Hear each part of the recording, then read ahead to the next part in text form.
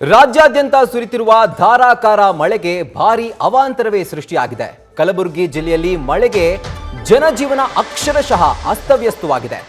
Sedam police ಠಾಣೆ ಜಲದಿಗ್ಬಂಧನ ಉಂಟಾಗಿದೆ. Varuna Sedam police ಠಾಣೆಗೂ ಕೂಡ ಜಲದಿಗ್ಬಂಧನವನ್ನ ಹಾಕಿದ್ದಾನೆ. ನಿಂಬರ್ಗಾದಲ್ಲಿ ಯಲ್ಲಮ್ಮನ ಹಳ್ಳ ತುಂಬಿ ಹರಿತಾ ಇದೆ. ಇನ್ನು ವಿಜಯಪುರದ ಗೋಲಗೇರಿ ಗ್ರಾಮದಲ್ಲಿ ಮನೆಗಳಿಗೆ ಮಳೆ ನೀರು ನುಗ್ಗಿದೆ. ಇದರ ಜೊತೆಗೆ ಧಾರವಾಡದಲ್ಲೂ ಕೂಡ ಪರಿಸ್ಥಿತಿ ಏನು ವಿಭಿನ್ನವಾಗಿಲ್ಲ. ಭಾರೀ ಮಳೆಗೆ ಧಾರವಾಡದಲ್ಲಿ ರಸ್ತೆಗಳು ಜಲಾವೃತವಾಗಿದೆ ಹಾಗೂ ಬಳ್ಳಾರಿಯಲ್ಲಿ 50ಕ್ಕೂ ಹೆಚ್ಚು ಮನೆಗಳಿಗೆ ಮಳೆ ನೀರು ನುಗ್ಗಿದೆ. ರಾಜ್ಯಾದ್ಯಂತ ವರುಣ ತನ್ನ ಪ್ರತಾಪವನ್ನ ತೋರ್ತಾ ಜನರ ಜೀವನವನ್ನ ಅಸ್ತವ್ಯಸ್ತ ಮಾಡಿದ್ದಾನೆ.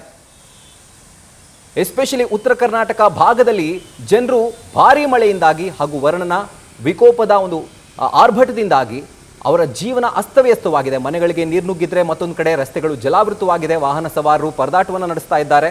ನೀವು ದೃಶ್ಯಗಳಲ್ಲಿ ನೋಡ್ತಾ ಇದ್ದೀರಿ ಯಾವ ರೀತಿ ಮಳೆ ನೀರು ನಿಂತು ರಸ್ತೆಯಲ್ಲೇ ಯಾವ ಥರ ಜನರು ಪರದಾಟವನ್ನು ನಡೆಸ್ತಿದ್ದಾರೆ ಅಂತ. ಮತ್ತೊಬ್ಬ ಇಲ್ಲಿ ವಿಶೇಷ ವ್ಯಕ್ತಿ, ಬಹುಶಃ ಆತನಿಗೆ ಬೇರೆ ಜಾಗ ಸಿಕ್ಕಿಲ್ವೋ ಏನೋ, ಮಳೆ ಬರ್ತಾ ಇದ್ರು ನಡು ರಸ್ತೆಯಲ್ಲಿ, ಅದು ಮೇನ್ ರೋಡ್ನಲ್ಲೇ ವಾಹನ ಸಂಚಾರ ಇದ್ರೂ ಕೂಡ ಮಧ್ಯದ ರೋಡಲ್ಲಿ ಕೂತ್ಕೊಂಡು ಮೆಡಿಟೇಟ್ ಮಾಡ್ತಿದ್ದಾನೆ. ಬಹುಶಃ ಪ್ರಧಾನಿ ನರೇಂದ್ರ ಮೋದಿ ಅವರಿಂದ ಈತ ಒಂದು ಸ್ಫೂರ್ತಿಯನ್ನ ಪಡ್ಕೊಂಡು ಅವ್ರು ಯಾವ ರೀತಿ ಕನ್ಯಾಕುಮಾರಿಯಲ್ಲಿ ಮಾಡಿದ್ರು, ನಾನು ಯಾಕೆ ಆ ಥರ ಮಾಡಬಾರ್ದು ಅಂತ ಹೇಳಿ ನಡು ರಸ್ತೆಯಲ್ಲೇ ಕೂತು ಆತ ಮೆಡಿಟೇಟ್ ಮಾಡ್ತಿದ್ದಾನೆ. ಒಂದು ವಿಶೇಷ ಹಾಗೂ ವಿಭಿನ್ನವಾಗಿರುವಂಥ ದೃಶ್ಯಗಳನ್ನ ನಾವು ಗಮನಿಸ್ತಾ ಇದ್ದೀವಿ. ಧಾರವಾಡದಲ್ಲಿ, ಕಲಬುರಗಿಯಲ್ಲಿ, ಬಳ್ಳಾರಿಯಲ್ಲಿ ಹಾಗೂ ವಿಜಯಪುರದಲ್ಲಿ.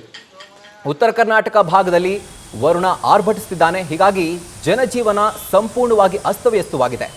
ಮನೆಯೊಳಗಡೆ ಮಳೆ ನೀರು ನುಗ್ಗಿ ಬಂದು ಜನರು ತಮ್ಮ ಫರ್ನಿಚರ್ಸನ್ನು ಕಾಪಾಡ್ಕೊಳ್ತಾರಾ ಅಥವಾ ದವಸ ಧಾನ್ಯಗಳನ್ನ ಕಾಪಾಡ್ಕೊಳ್ತಾರಾ, ಒಂದು ಗೊಂದಲಕ್ಕೆ ಬಿದ್ದಿದ್ದಾರೆ. ಮತ್ತೊಂದು ಕಡೆ ಚರಂಡಿ ನೀರು ಕೂಡ ಮಿಕ್ಸ್ ಆಗಿ ಮನೆಗೆ ಬಂದಿರೋದ್ರಿಂದ ರಾತ್ರಿ ಪೂರ್ತಿ ಅವ್ರಗಳಿಗೆ ಜಾಗರಣೆ ಉಂಟಾಗಿದೆ. ಯಾವ ಥರ ಈ ನೀರನ್ನ ಆಚೆ ಹಾಕಬೇಕು ಅದ್ರ ಬಗ್ಗೆ ತಲೆ ಕೆಡಿಸ್ಕೊಂಡಿದ್ದಾರೆ. ಮನೆಯಲ್ಲಿರುವಂತಹ ವಸ್ತುಗಳನ್ನ ಯಾವ ಥರ ಕಾಪಾಡಬೇಕು ಅದು ಕೂಡ ಒಂದು ಕಷ್ಟದ ಪರಿಸ್ಥಿತಿ ಅವರಿಗೆ.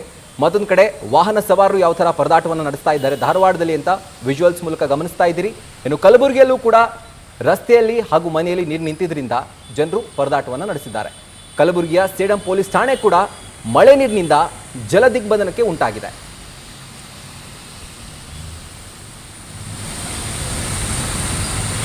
ಇದು ಧಾರವಾಡ ಹಾಗೂ ಕಲಬುರಗಿಯ ಒಂದು ಸ್ಥಿತಿ. ಆದರೆ ಮತ್ತೊಂದು ಕಡೆ ಬಳ್ಳಾರಿಯಲ್ಲೂ ಕೂಡ ಪರಿಸ್ಥಿತಿ ಏನು ವಿಭಿನ್ನವಾಗಿಲ್ಲ. ಇಲ್ಲೂ ಕೂಡ ನೀವು ನೋಡಬಹುದು ಯಾವ ರೀತಿ ನೀರು ನಿಂತ್ಕೊಂಡಿದೆ ರಸ್ತೆಯಲ್ಲಿ ಅಂತ.